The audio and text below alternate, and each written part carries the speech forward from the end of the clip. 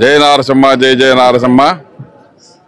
మన మంగళాద్రిపురాధీశ్వరుడు శ్రీ పానకాల లక్ష్మీ నారసింహ స్వామి వారు ఈ రోజున మాఘ పౌర్ణమి సందర్భంగా స్వామివారు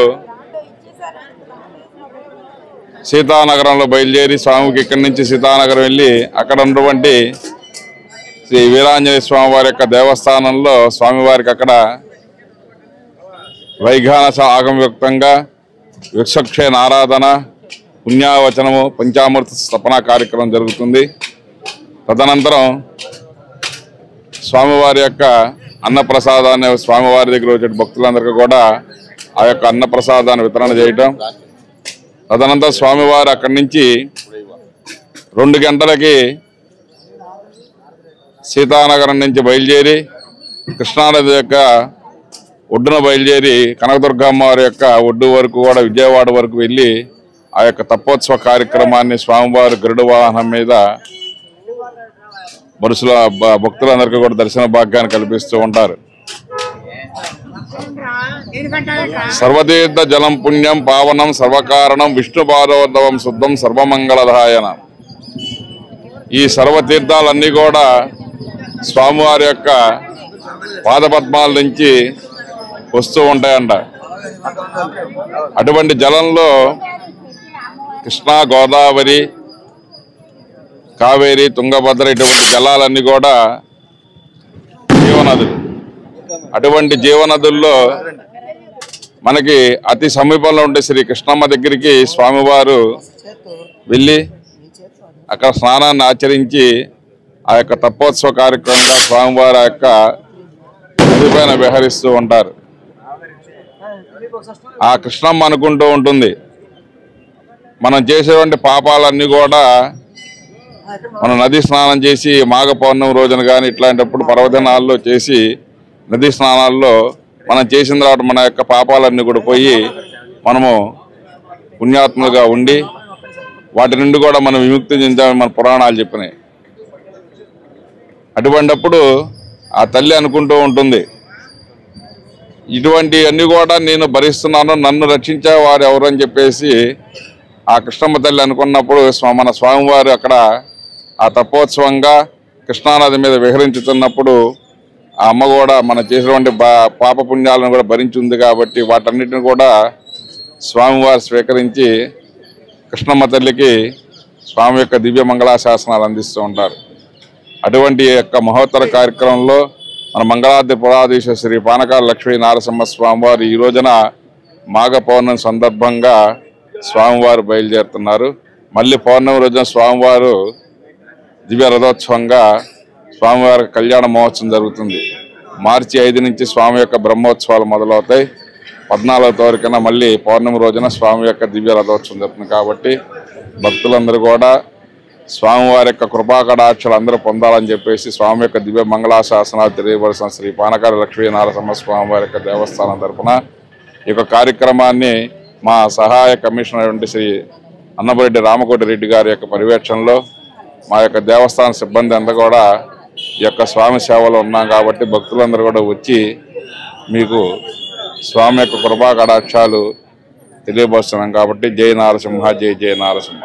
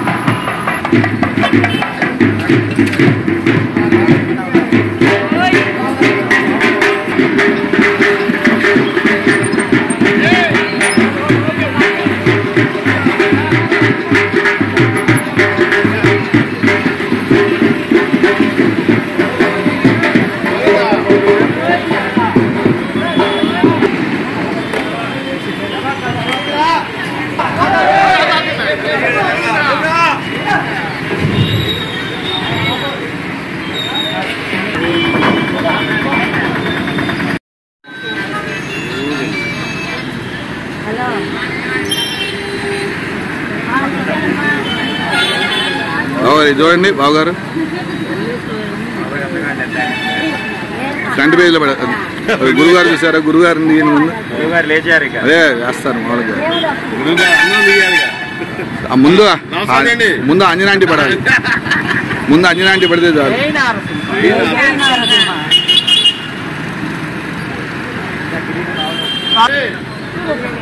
చూడు